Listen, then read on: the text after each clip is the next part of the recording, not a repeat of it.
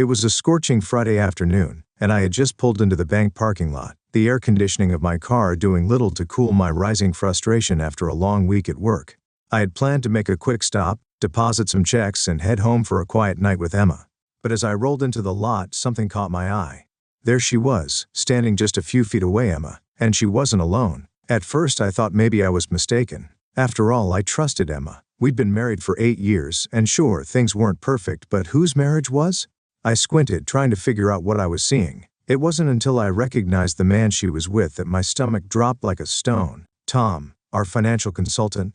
My financial consultant. He was standing too close, laughing at something she said, his hand brushing her arm in a way that set my blood boiling. The moment felt surreal, like the world had tilted off its axis. My heart raced, and I could feel the adrenaline coursing through my veins. They were too comfortable, too familiar.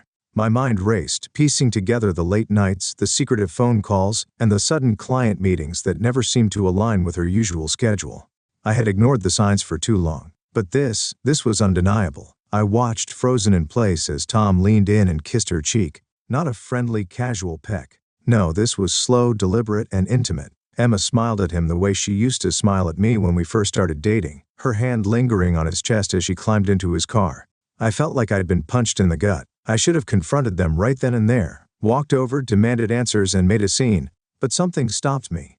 Maybe it was the shock, maybe it was the disbelief, or maybe it was the cold, calculating part of my brain that whispered, "Don't let them see you, not yet." I stayed hidden behind my car as Tom drove off, taking my wife with him. The ache in my chest gave way to something darker, anger, betrayal, but even deeper than that, a growing need for revenge. Not the impulsive kind where you punch the guy in the face or throw all your wife's stuff on the front lawn. No, I wanted them to suffer, to feel what I was feeling. No, worse. I wasn't going to scream. I wasn't going to cry. I was going to burn it all down. As I sat in the parking lot, my knuckles white from gripping the steering wheel, the plan began to form in my mind. Tom wasn't just some random fling. He had access to our finances and our accounts. He was supposed to be managing our money, our future. And Emma, she relied on me to handle the bulk of our financial decisions.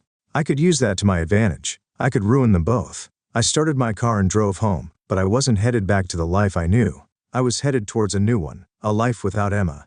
A life where I'd make sure she had nothing left. That night, as Emma came home, smiling and pretending like everything was fine, I didn't say a word. I acted as if I hadn't seen anything. But inside, I was already dismantling the world she thought she had safely built around her. The countdown to their destruction had begun. That night, lying next to Emma, everything felt different. The weight of what I'd seen earlier in the day pressed down on my chest, but I kept my breathing steady, my face calm. She lay beside me, completely oblivious to the storm she had unleashed. Her phone buzzed softly on the nightstand, and I couldn't help but wonder if it was him, Tom, the man who had made a mockery of my marriage. I stared at the ceiling, my mind spinning with possibilities. There was a time when Emma's soft breathing beside me brought comfort, but now it only fueled my anger. I could confront her, ask for the truth, and demand answers. But what good would that do? It would only give her time to prepare, time to lie. No, I had to be smarter than that. I needed to play the long game. If I wanted to hit her and Tom where it hurt, I had to be patient. Over the next few days, I continued with the facade. I played the role of the unsuspecting husband, the man who still believed in his wife. Emma acted like everything was normal, going about her day with that same sweet smile that used to melt my heart. But every time she looked at me, I saw her for what she truly was, deceitful. My first step was subtle, accessing our joint bank accounts. Emma wasn't tech-savvy, and she never paid much attention to the finances. She trusted me with all of it. That's what made this so easy. I logged into her accounts, one by one, and started transferring the money. Not all at once, that would raise suspicion. No, I did it in small, manageable sums, bit by bit, moving the money to an offshore account I had set up years ago for emergencies. Emma would never think to look there. While I moved the money, I kept a close eye on her. I began to notice the subtle shifts in her behavior. The way she checked her phone more often, the lingering glances she gave the screen when she thought I wasn't watching. Once, when I caught her smiling at her phone, I asked casually, "Who's that?" She didn't miss a beat. "Oh, it's just work stuff." Liar. I gave her a smile and nodded, pretending to buy the excuse. But that was the confirmation I needed. She was still talking to Tom. By the end of the week, I had successfully transferred nearly all of the money. Our joint savings account was nearly drained, leaving just enough to make it seem like nothing had changed. Emma was none the wiser, and I was just getting started. The next phase of my plan involved Tom. I couldn't just ruin Emma and leave him unscathed. No, he had to feel it too. Tom had been my financial consultant for years, and in that time, I had come to learn a lot about how he operated. He was smart, sure, but he wasn't perfect. His reputation relied on trust, and trust was something I could easily take away from him. I started making anonymous calls to a few of his high-profile clients. It wasn't hard to track them down. Tom had a way of bragging about his connections, and a little digging revealed everything I needed. I posed as a concerned party, someone who had heard rumors about Tom's unethical behavior.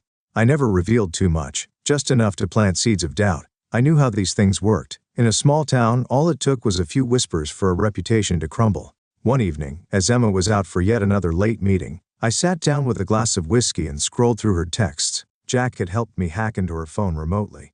I didn't need to see much, just enough to confirm what I already knew. And there it was, plain as day, messages between her and Tom, filled with flirtation, promises, and plans. They were careful not to mention anything too explicit, but the subtext was clear. It was hard to read. Part of me wanted to throw the phone across the room, to let the rage take over. But I kept my cool. This was exactly what I needed. The next day I began liquidating some of our joint assets, the car, stocks, anything that wasn't tied directly to my name. Emma didn't notice. She was too wrapped up in her affair to pay attention. Every time she left the house, I took another step toward dismantling her financial security. I had started the countdown, and she had no idea. By the end of the second week, my plan was nearly complete. The money was gone, Tom's clients were starting to distance themselves, and I had secured the house under my name in preparation for the divorce. It was all falling into place. All I had to do now was wait for the right moment to reveal everything. The look on Emma's face when she realized what I had done, when she understood the depth of her mistake, would be worth every ounce of patience. I was ready to watch it all burn. It was a rainy Thursday afternoon when I decided to make my first move. The sky was gray, the air thick with tension, almost as if the universe could sense what was about to unfold. Emma had left early that morning, telling me she had an important meeting with a client. I didn't need to ask who. I knew exactly where she was headed, straight into Tom's arms. It was the perfect time to begin. I logged into our bank account and performed the final transfer, leaving only a few $100s to make it seem like nothing was drastically wrong. A small enough amount to cover her day-to-day expenses, but not enough to handle the real financial blow that was coming. I watched as the balance changed, the numbers dropping in front of me like a silent victory. Emma was completely in the dark, still living her fantasy while I stripped away every last layer of security she thought she had. She had no idea that her comfortable life was about to be ripped out from under her. By the time she came home that evening, drenched from the rain and wearing that same easy smile, I had already set everything in motion. "Hey babe," she said, shaking out her wet hair, oblivious to the cold fury simmering behind my eyes. "Long day at work?" I forced a smile, as I had been doing for weeks now. "Yeah, long day," I replied, keeping my voice steady. "How about you?" "Busy," she said, slipping off her coat. "But good. Got a lot done." She moved around the kitchen like nothing had changed, like our marriage wasn't a total lie. It amazed me how easily she could slip into this role, playing the devoted wife while sneaking around with Tom behind my back. I watched her for a moment, studying the way she casually poured herself a glass of wine, completely unaware that her entire world was on the verge of collapse. But I wasn't ready to confront her, not yet. That would come later when the damage was irreversible. That night, as Emma scrolled through her phone, probably texting Tom while sitting right next to me, I checked my own messages. Jack had confirmed that Tom was starting to feel the pressure. One of his biggest clients had canceled a meeting with him earlier that day, citing concerns about professional ethics. Tom hadn't connected the dots yet, but it was only a matter of time. I could feel the momentum building, the pieces of my plan falling perfectly into place.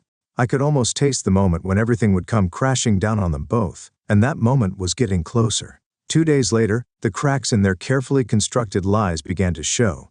It started small, as most things do. Emma had gone out to lunch with a friend, at least. That's what she told me. But in reality, she was meeting Tom again. I didn't need to follow her to know this. Their routine was predictable by now. Around noon, I received a text from Jack. He had hacked into Tom's office network and intercepted a frantic email chain between Tom and his assistant. Tom was starting to panic. 2 more clients had pulled their accounts, and his boss had called him into a meeting to discuss the sudden loss of trust. I could imagine him sitting there sweating, trying to figure out what had gone wrong. He thought he had everything under control, but the truth was, his world was unraveling, thread by thread. When Emma came home that evening, I could tell something was off. She seemed distracted, her usual bubbly demeanor replaced by a quiet tension. I watched her closely as she moved through the house, her phone clutched tightly in her hand. She wasn't texting as much, and there were no secretive smiles. Something had shifted. Later that night, after she had gone to bed, I saw her phone light up with a message. I glanced at the screen and saw Tom's name flash across it. My heart raced as I carefully unlocked her phone and opened the conversation. The messages were brief and panicked. Tom, things are falling apart. I lost 3 clients this week. My boss is asking questions. We need to talk. Emma, what's going on? Tom, I don't know, but something's wrong. I smiled to myself, satisfied that the pressure was finally getting to him. But this was just the beginning. The next day, Emma's carefully curated world started to crack. She called me from the grocery store, her voice tight with frustration. Frank, there's something wrong with our bank account. My card was declined.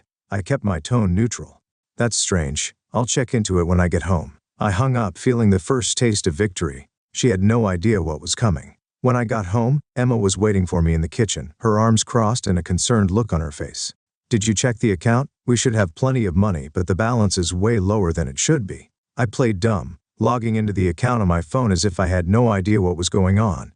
Huh, that's weird, I said, frowning at the screen. I'll call the bank tomorrow. Maybe there was some kind of mistake. Emma nodded, but I could see the worry in her eyes. This was just the start. Soon she'd realize there was no mistake. Everything she thought she had, her security, her comfort, her future, was disappearing. And when the time was right, I would make sure she knew exactly why. By the end of the week, Emma was on edge. Her once calm and composed demeanor had given way to something else, panic. It was subtle at first, but I knew her well enough to spot the signs. She checked our bank account obsessively, trying to figure out what was wrong. She called the bank twice and they told her the same thing each time. No errors on our end, ma'am. She started asking more questions. Frank, do you think we've been hacked? Maybe there's fraud? Her voice trembled slightly when she said it. I could see the cracks forming, but I wasn't ready to let her in on the truth yet. She needed to feel the full weight of what was coming. I'm sure it's just a mistake, I said with practiced ease, sitting across from her at the kitchen table. I'll talk to the bank again on Monday. We've been good with money, we'll figure it out. She looked at me, searching my face for some sign that I wasn't as calm as I appeared. But I kept my expression neutral, hiding the satisfaction bubbling beneath the surface. Her perfect little world was beginning to slip away, and she had no idea that I was the one pulling the strings. Meanwhile, Tom's situation was spiraling faster than I expected. Jack's updates told me everything I needed to know. Tom had lost 4 more clients by midweek.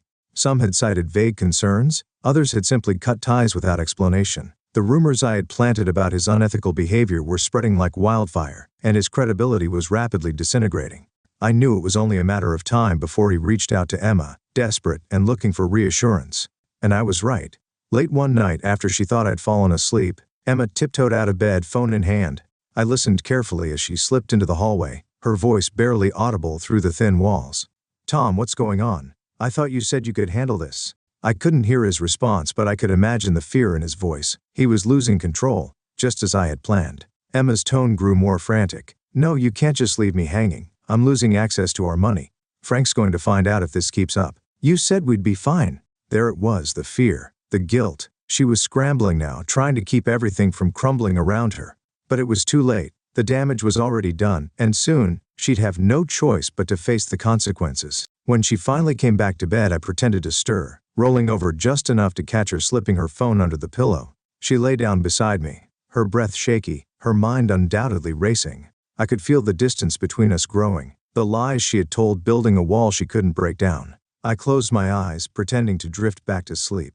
But inside, I was wide awake, counting the days until it was time to drop the final hammer. By the time the weekend rolled around, I could tell Emma was barely holding it together. The constant worry had worn her down, and Tom's unraveling wasn't helping matters. Every time her phone buzzed, she would jump, her eyes filled with nervous tension. I watched as she scrolled through messages, probably filled with Tom's excuses and panicked explanations. But I didn't need to read them to know what they said. He was losing his grip, and soon, she would too. On Sunday morning, I decided it was time to escalate things. Hey, I need to talk to you, I said casually as we sat at breakfast. I could see her tense up immediately, her eyes flicking to me, then away. Sure, what's up? She asked, forcing a smile. I set down my coffee and leaned back in my chair, studying her for a moment. She was trying so hard to keep the facade up, but the cracks were showing. There's something wrong with the bank accounts, I said, watching her closely. More than just a mistake. I've been checking the balances every day, and it looks like someone's been moving money without my knowledge. Her face went pale. She blinked rapidly, scrambling to come up with an explanation. What do you mean? Are you sure? Maybe it's a system error? I shook my head slowly. letting the silence stretch between us. "It's not a system error, Emma. The money's gone. All of it." She stared at me, her mouth slightly open, like she didn't know whether to deny it or confess. I let her sit in the silence for a moment longer before continuing. "I talked to the bank yesterday. They confirmed the transfers. Everything's been moved to an offshore account. Does that sound familiar to you?" Her breath caught in her throat. She didn't know what to say. I could see the gears turning in her head, trying to figure out if I knew the full truth or if she could still lie her way out of it. But there was no escape now. She was cornered. I don't know what you're talking about," she stammered. "I haven't done anything with the accounts. You're the one who handles all that, right?" I let out a short, bitter laugh. "Right, I handle all of it. So imagine my surprise when I found out someone had been tampering with our finances behind my back. You think I'm an idiot, Emma?" Her eyes filled with tears, and for a moment I almost felt pity for her. Almost. But the anger inside me was stronger, burning hotter with every lie she tried to tell. "I know about you and Tom," I said, my voice low and steady. "I've known for weeks. I've seen the texts. I saw you with him at the bank. You thought you could sneak around and get away with it, but you were wrong." Emma's face crumpled and she buried her head in her hands, sobbing. "Frank, I'm sorry. I didn't mean for it to go this far. I was confused and—" I cut her off. "I don't care. I don't care about your excuses, your lies, or your fake apologies. You made your choice, and now you're going to live with the consequences." She looked up at me, tears streaming down her face, her voice breaking. What did you do?" I leaned forward, meeting her gaze with cold resolve. "I took everything, Emma. The money, the house, everything. It's all gone. And Tom? He's finished. His reputation is ruined, and soon enough he'll be out of a job. You're both going to pay for what you did." Her sobs turned into gasps of horror as the reality of the situation set in. "Please, Frank. I didn't mean for this to happen. We can fix this. We can." "There's nothing to fix," I said, standing up from the table. "You're on your own now. I'm filing for divorce first thing tomorrow. Good luck explaining this to Tom." I turned and walked out of the kitchen, leaving her sobbing at the table, the weight of her betrayal crashing down around her. And for the first time in weeks, I felt free. The morning after our confrontation was eerily quiet. Emma hadn't said a word to me since our conversation the day before. I hadn't slept much, but when I did manage to close my eyes, I felt an odd sense of peace. The storm had finally hit, and now it was time to watch the damage unfold. I left the house early, my mind focused on the next steps. I had an appointment with my lawyer that afternoon to officially start the divorce process. Emma wouldn't see it coming, not yet. She was still reeling from the financial devastation and the collapse of her affair. By the time she realized I was about to take everything from her legally as well, it would be too late for her to fight back. As I drove to the office, my phone buzzed with a text from Jack. "Jack, Tom's boss just fired him. He's done." I allowed myself a small smile. That was it, the final nail in Tom's coffin. With his clients gone and his professional reputation in shambles, his job was the last thing he had left. Now, without it, he was as ruined as Emma. I imagined the conversation between the two of them. Tom, desperate, panicking about his career. Emma, shattered and guilt-ridden, realized she had tied her fate to a sinking ship. They had thought they could build something behind my back, but all they had done was destroy themselves. Later that day, I sat across from my lawyer, outlining the terms of the divorce. I wanted to be ruthless but precise. I wasn't going to leave her with anything more than the bare minimum required by law. The house, the savings, the assets, they were all mine now. She had no leverage, no bargaining power, and once the divorce was finalized, she'd be left with nothing. My lawyer nodded, understanding exactly what I wanted. "We'll move fast on this," he said, tapping his pen against the file. "Given the state of your finances and the documentation you've provided, she won't have much room to contest. It's a clean break for you." I left the office feeling lighter. The weight of weeks of anger and betrayal was starting to lift, but I knew it wasn't over yet. Emma hadn't fully realized the depth of her situation. When I returned home, the house was still quiet. Emma wasn't in the kitchen or the living room. I found her in the bedroom, sitting on the edge of the bed, staring down at her phone. She didn't look up when I walked in. "Tom called me," she said, her voice hollow. "He told me what happened." I crossed my arms and leaned against the doorframe. "And?" She looked up at me, her eyes red and swollen from crying. "He lost everything. His clients, his job, everything's falling apart." I didn't respond. I wanted her to feel the silence, the emptiness of what she had done. She needed to know that there was no sympathy coming from me. "I don't know what to do, Frank," she whispered, tears welling up again. "I've made a horrible mistake. I ruined everything." I watched her for a moment, feeling nothing but cold detachment. The woman sitting in front of me wasn't the person I had married. That version of Emma was gone, replaced by someone I no longer recognized. And while part of me wanted to walk away without saying another word, there was something I needed her to understand. "You did ruin everything," I said, my voice calm but firm. But this is what you wanted, isn't it? You wanted out. You wanted Tom. Well, now you've got him, and this is the price you pay." She shook her head, her voice breaking. "I didn't want this. I never wanted things to end like this." "Maybe not," I replied, "but you made your choices, and now you have to live with them."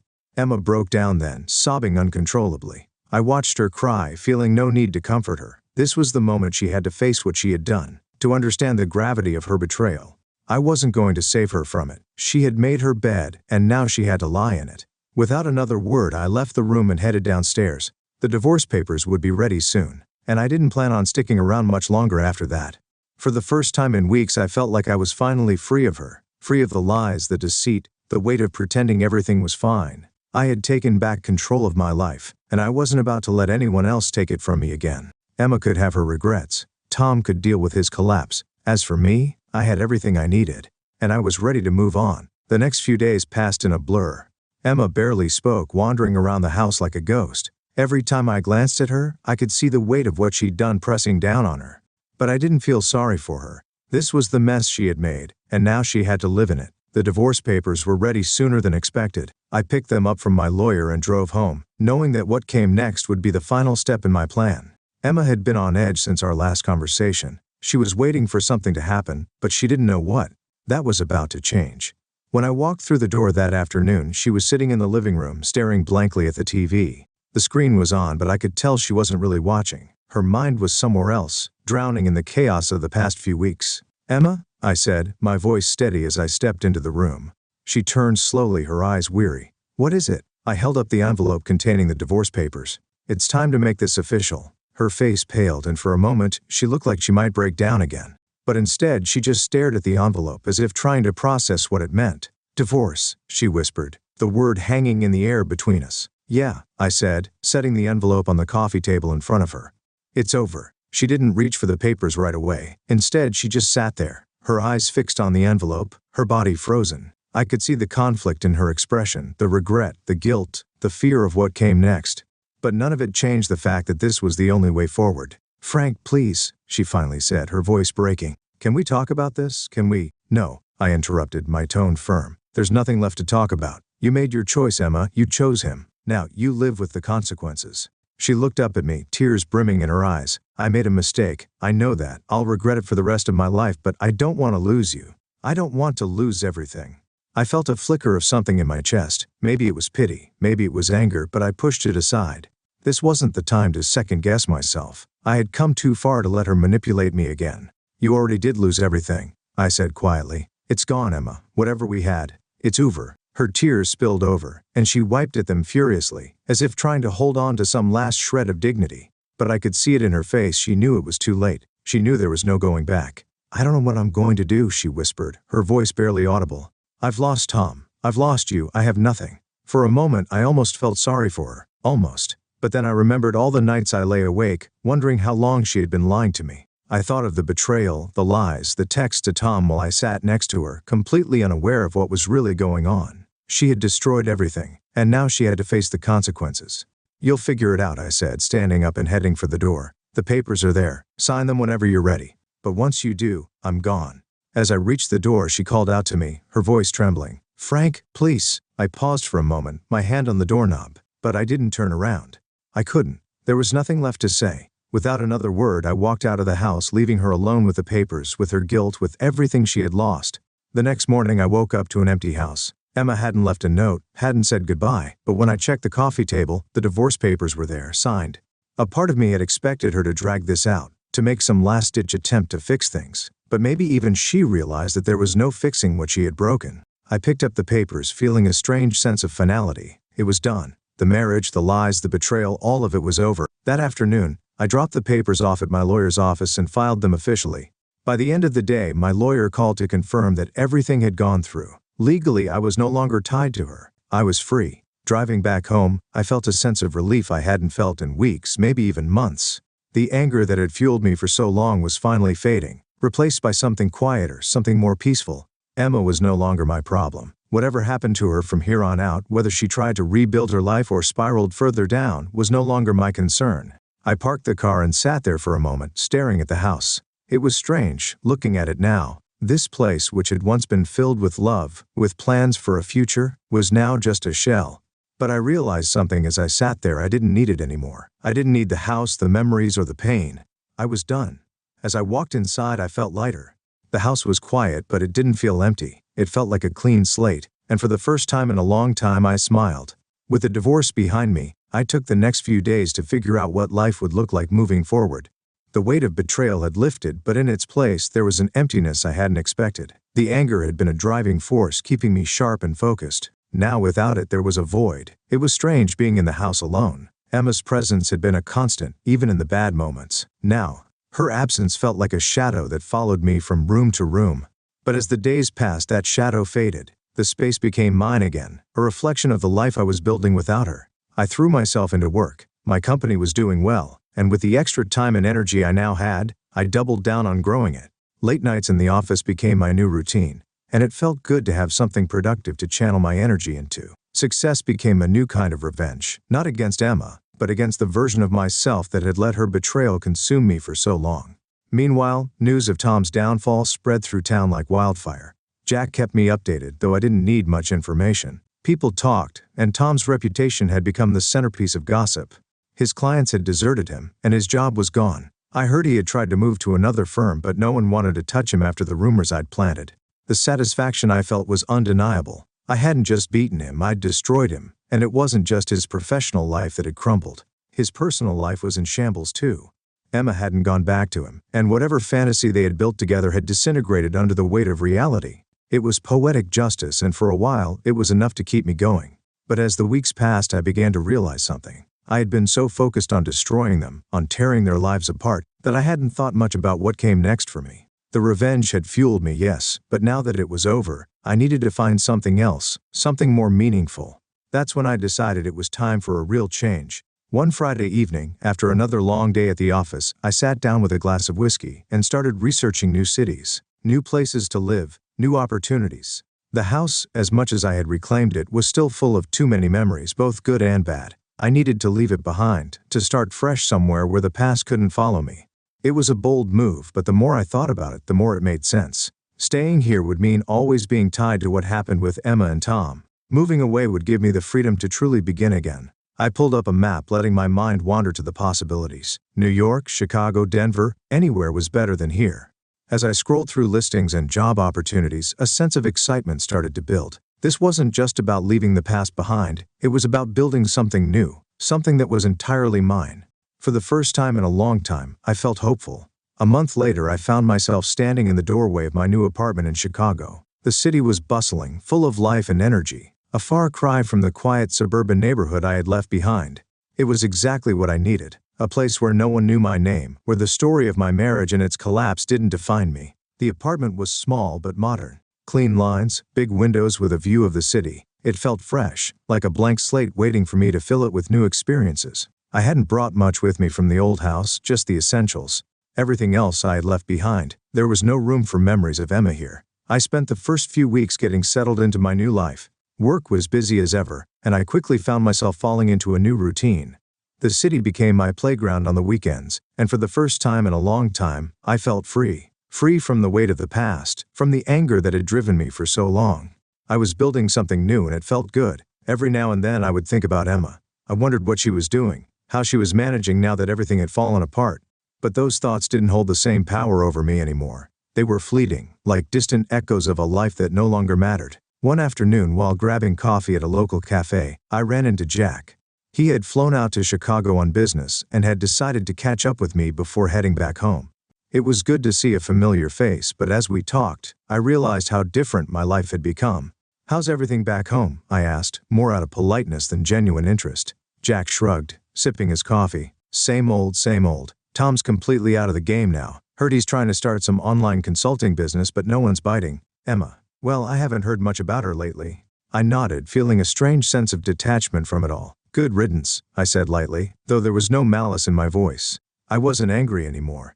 I just didn't care. Jack grinned. You're really over it, huh? Yeah, I said, surprised at how true the words felt. I guess I am. After we finished our coffee, Jack headed back to his hotel, and I walked through the city thinking about how far I had come. I wasn't the same person I had been back then. the betrayal, the revenge, it had all shaped me, but it didn't define me anymore. As I walked past the tall buildings, the noise of the city buzzing around me, I realized something important.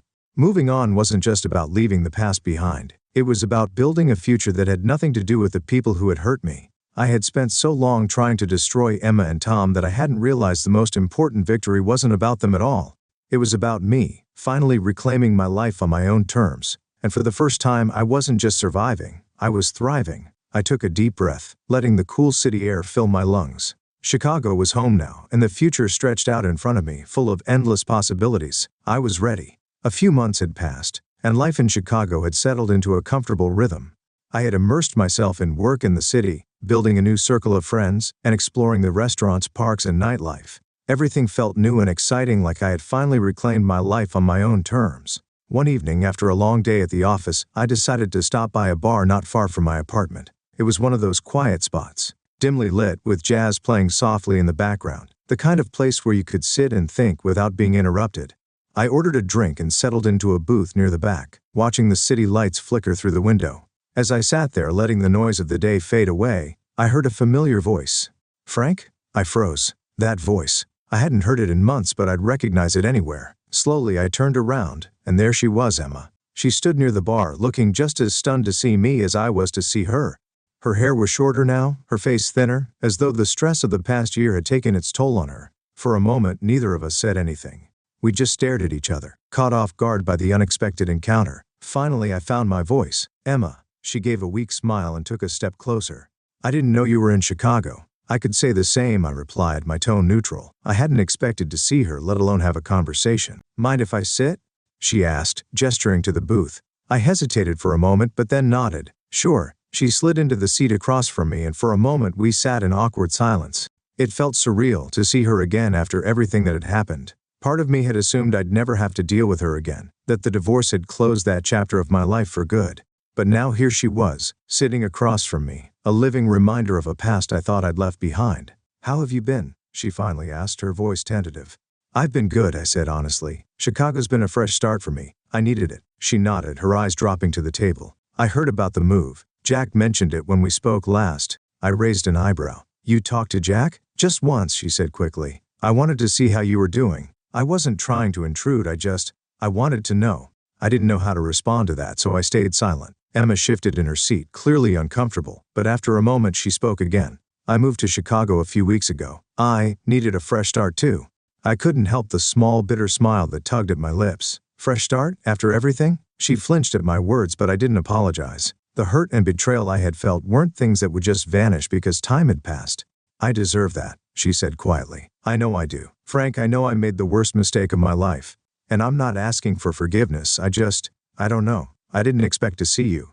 I studied her for a moment, trying to gauge her sincerity. There was no denying the regret in her voice, but I wasn't sure if that regret was for what she had done, or simply for the consequences she had faced afterward. Either way, it didn't really matter. I had moved on, and I wasn't looking for closure or apologies. "I'm not the same person I was when we were together," I said, leaning back in my seat.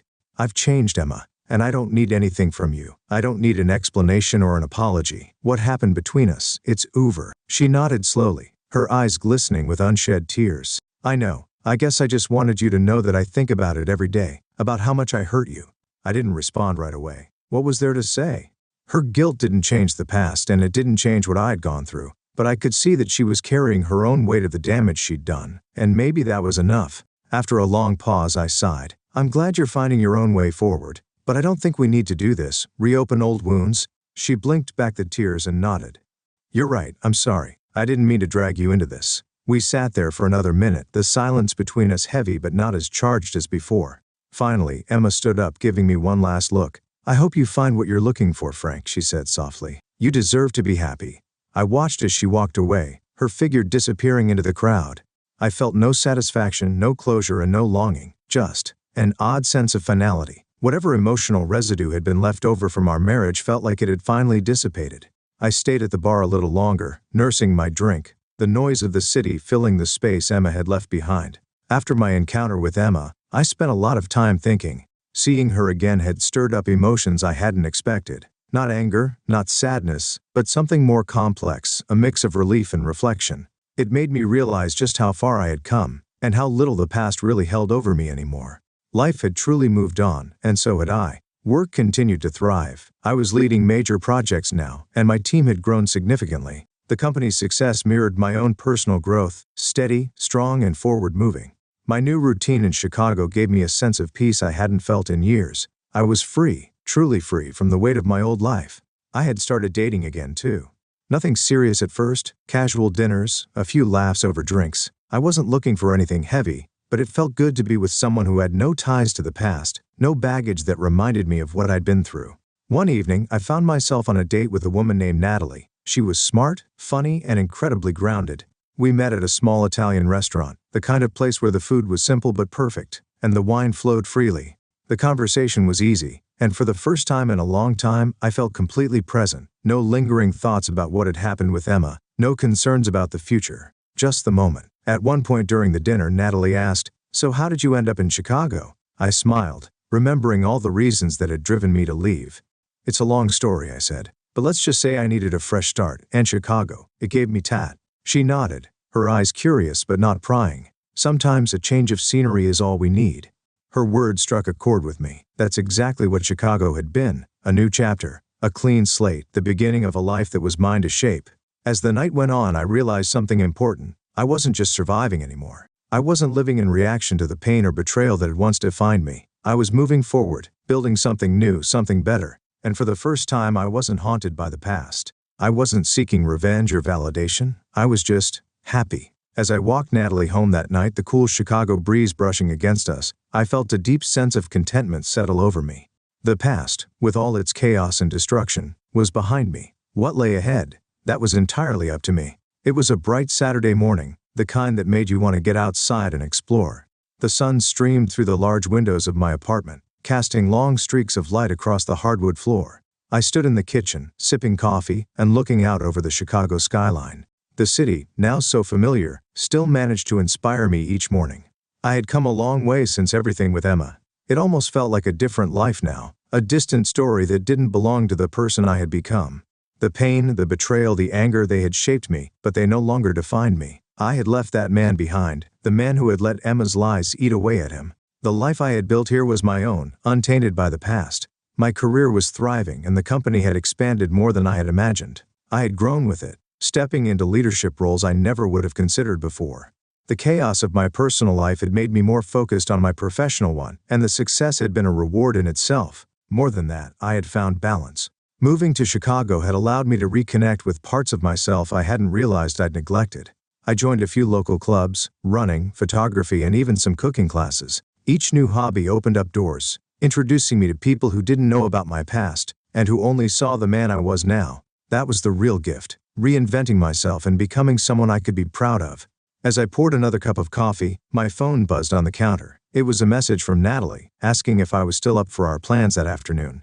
I smiled, thinking of her. Our relationship had developed naturally, without the weight of expectation. It wasn't rushed, and that was exactly what I needed. Something easy, uncomplicated. She had become an important part of my life over the past few months, but it was different from what I had experienced with Emma. With Natalie, there were no hidden agendas, no unspoken resentments, just honesty and laughter. She made me feel like myself again, and that was more than I could have asked for. I texted her back, confirming I'd meet her in an hour at the park, and then finished my coffee. As I got ready to head out, I took one last look around the apartment. It still felt new in some ways, but it was mine. Every piece of furniture, every framed photo on the wall, every small touch, each one was a reflection of who I had become, of the man who had reclaimed his life from the wreckage. As I stepped out into the bustling streets of Chicago, I felt a calmness wash over me. The crowds, the sounds of traffic, the hum of the city, it all felt alive, like I was part of something bigger. I wasn't just existing anymore, I was living. I walked through the park, the early autumn leaves just starting to turn shades of yellow and orange. Natalie was already there, sitting on a bench near the fountain, reading a book. She didn't see me right away, so I took a moment to watch her, appreciating the quiet contentment she seemed to have in her own company. It was one of the things I admired about her. She didn't need anyone to complete her. She was whole on her own, and it made our time together that much more meaningful. When she finally looked up and saw me, she smiled, that warm, genuine smile that always seemed to put me at ease. I waved and walked over, sitting down next to her. "Good morning," I said, leaning in for a quick kiss. "Morning," she replied, closing her book and turning toward me. "You're early." I couldn't wait, I joked, but there was truth in it. I had reached a point where I looked forward to moments like these, simple, easy, and free of the past burdens. We spent the afternoon walking through the park, talking about everything and nothing, stopping occasionally to watch a street performer or grab a snack from one of the food carts. It was perfect in its simplicity, and as we wandered through the city, I couldn't help but think about how different my life had become. At one point, Natalie stopped and looked at me, her eyes thoughtful. "You seem happy," she said, "like genuinely happy." I smiled, realizing she was right. I was. "I am," I said. "For the first time in a long time, I really am." She squeezed my hand, and we continued walking in comfortable silence. As we moved through the busy streets, I thought about everything that had led me to this point. The pain, the betrayal, the revenge, it had all been necessary in some strange way. It had pushed me to change, to grow, to find out what I was truly capable of. I wasn't angry anymore. I wasn't bitter. I had moved on, and in doing so, I had built a life I could be proud of, a life that belonged to me. By the time we made it back to my apartment that evening, the sun was starting to set, casting a golden glow over the city. I stood at the window looking out at the skyline, and for the first time I felt an overwhelming sense of peace. This was my life now, a life free from the shadows of the past, a life built on my terms. And I wouldn't trade it for anything. Life in Chicago had become something of a dream, a steady rhythm of work, friends, and my growing relationship with Natalie. I had created a routine that I loved, one that felt secure, stable, and, most importantly, mine. The chaos of my past felt like it belonged to someone else, another version of me. But, as it often happens in life, just when everything seems to fall into place, the past has a way of resurfacing. One evening, as I was wrapping up some emails from work and getting ready to relax for the night, my phone buzzed. It wasn't a number I recognized, and for a moment I considered letting it go to voicemail. But something made me pick up. "Hello?" There was a pause, followed by a voice I hadn't expected to hear again. "Frank? It's Tom." The sound of his name sent a jolt through me. I hadn't heard from him since everything had gone down, since the day I found out he'd been with Emma, since I'd set in motion my plan to ruin him. In all honesty, I hadn't thought about him in months. After I left town, I cut off every remaining connection to that part of my life. "What do you want?" I asked, my voice hardening. I didn't feel anger anymore, but there was no way I was going to pretend everything was fine between us. I know this is out of the blue, but I need to talk to you. Just give me a few minutes, please." I hesitated. A part of me wanted to hang up, to shut the door on whatever drama he was about to bring back into my life. But another part of me, curiosity maybe, kept me on the line. "Fine, talk." There was a long pause, as if he was trying to figure out where to begin. I could almost hear him gathering the courage to say whatever it was he had to say. "I messed up, Frank. I know that. And I'm not calling to beg for forgiveness or anything. I know I don't deserve that. But things have been bad, real bad since you left." I stayed silent, unsure of what he expected me to say. His downfall had been swift after the truth came out. Clients dropped him, his reputation was in shambles, and from what I heard through the grapevine, his personal life had crumbled too. But that was his problem, not mine. "Why are you calling me now?" I asked, keeping my tone cold. "I don't know, man," he admitted, his voice strained. I just wanted to explain. I know it doesn't change anything, but I feel like I owe it to you. You and Emma, you had something real, and I ruined that." A bitter laugh escaped me. "You think I need closure from you, Tom? I'm past it. I don't care about your apologies or your guilt. What's done is done." He was quiet again, and for a moment I thought he might hang up, but then he spoke, his voice softer, almost defeated. "You're right. I guess I wanted to make things right somehow. I've lost everything, Frank. The firm's gone, Emma's gone, and I've been trying to pick up the pieces, but it feels impossible. I don't know what I was thinking back then. I was stupid. I let myself get caught up in something I shouldn't have." I shook my head, my patience wearing thin.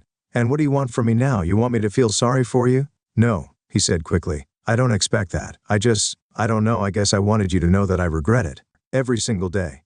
His words hung in the air, but they didn't have the effect he probably hoped for. I wasn't angry anymore, and I wasn't looking for revenge. But I also wasn't interested in making peace with the man who had betrayed me so deeply. "Listen, Tom," I said, cutting through the silence. "I've moved on. I don't need this conversation. I don't need anything from you. You made your choices and you're dealing with the consequences. That's all there is to it." I could hear him exhale, a mix of frustration and resignation. "I get it. I just thought maybe we could clear the air." "There's nothing left to clear," I replied. "You were my friend, and you stabbed me in the back. We're done." He didn't argue. Maybe he knew there was nothing left to say. After another long pause, he muttered a quiet, "Okay," and then the line went dead. I stood there for a few moments, the phone still in my hand, processing the conversation. It didn't stir up the old anger I might have expected. Instead, it left me feeling strangely calm, like a final thread had been cut. Tom was no longer part of my life, and whatever guilt he carried, it wasn't my burden to bear. I had won not by destroying him, but by moving on, by building a life that wasn't tied to the past. Later that night, I told Natalie about the call. We were sitting on the couch, a movie playing in the background, but the tension from my conversation with Tom lingered. "So, what did you say to him?" she asked, her brow furrowed. "I told him I didn't need anything from him," I said, leaning back against the cushions. "He's a part of my past that I'm done with. I don't need closure from him. I don't need anything." Natalie nodded, a soft smile forming on her lips. "I'm glad you said that. You've come a long way, Frank." I smiled back, appreciating her support. "Yeah, I have." And it was true. The phone call, instead of reopening old wounds, had solidified something for me. I had truly moved on. The past, with all its betrayals and pain, was behind me. What mattered now was the life I was building, one free from the weight of revenge, anger, or regret. As Natalie rested her head on my shoulder, I felt a sense of peace wash over me. This was my life now, and no one from my past could change that. Not Emma, not Tom, no one. Months passed since that unexpected call from Tom. The seasons shifted, and with it, my life continued to flourish. The raw edges of my past had long since smoothed out, leaving behind something stronger, something that no longer carried the scars of betrayal. Chicago had truly become my home, a place where I rebuilt myself, free of the shadows that once haunted me. It was a crisp autumn afternoon when I decided to take a walk through the park, the same park where Natalie and I had spent so many weekends. The leaves were turning brilliant shades of gold and red, crunching beneath my feet as I made my way through the winding paths. The air was cool but refreshing, and I felt an unmistakable sense of clarity, as if the world around me had aligned perfectly. As I walked, my thoughts wandered back to everything that had led me here. It had been more than a year since my life fell apart when I learned about Emma's betrayal, and now that time felt distant, almost unreal. The anger and pain I had felt seemed like memories from a different life, a different man. And I wasn't that man anymore. I pulled out my phone and scrolled through my contacts until I found the one name I had been avoiding for so long: Emma. It had been months since we last spoke, and even then, it had been brief and awkward. But now, something felt different. I wasn't sure what compelled me to reach out, but I knew it was time to close the door for good. I dialed her number, half expecting her not to answer, but after a few rings, I heard her voice on the other end. "Frank?" She sounded surprised, unsure of why I was calling. "Yeah, it's me," I replied, keeping my tone calm. "I didn't expect to call, but I think it's time we talk." There was a pause, and I could hear her take a deep breath. "I wasn't sure I'd hear from you again." "I wasn't sure either," I admitted, glancing up at the canopy of trees above me, the leaves rustling in the breeze. "But I've been thinking about everything." Another pause. "I have TTO." I stopped walking, letting the stillness of the park surround me. "I've moved on, Emma. I'm not calling to reopen anything. I'm not angry anymore. I just needed to tell you that." Her voice was soft, almost hesitant. "I'm glad you're not angry. I've regretted everything, Frank. But I know that doesn't mean much now." I nodded, though she couldn't see me. "No, it doesn't change what happened. But I needed to say it. For me, I'm not holding on to any of it anymore. I've let it go." There was a long silence, and for a moment I thought she might have hung up. But then she spoke, her voice barely above a whisper. "I'm happy for you. I hope you find the peace you deserve." "I have," I said simply. And it was the truth. I didn't need anything from her anymore. Not her apology, not her regret, not even her understanding. The chapter of my life that involved Emma was over, and I felt nothing but relief knowing that. "I'm glad we could talk," she said after a moment. "I wasn't sure we'd ever get here." "Neither was I," replied. "But it's time. Take care of yourself, Emma." "You too, Frank." With that, I hung up. The weight of that conversation, the final piece of the puzzle, settled in my chest. I felt lighter and freer than I ever had. It wasn't about Emma anymore. It wasn't about revenge or even closure. It was about stepping into the future without carrying the burdens of the past. I stood there for a while, watching the sun dip lower in the sky, the light casting long shadows across the park. I had spent so much time trying to right the wrongs, to regain control of the life that had slipped away from me. And now, for the first time in what felt like forever, I realized I had already succeeded. I had won, not by destroying Emma's life or Tom's career, but by reclaiming my own. The revenge I had once craved had lost its hold on me. Instead, I had found something far more valuable: peace.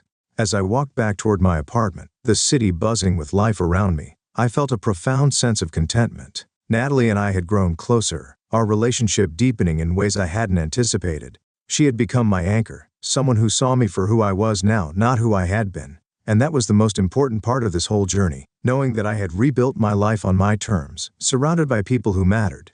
When I finally reached my apartment, I paused outside the door, taking one last moment to breathe in the cool autumn air. I wasn't the man who had been betrayed anymore.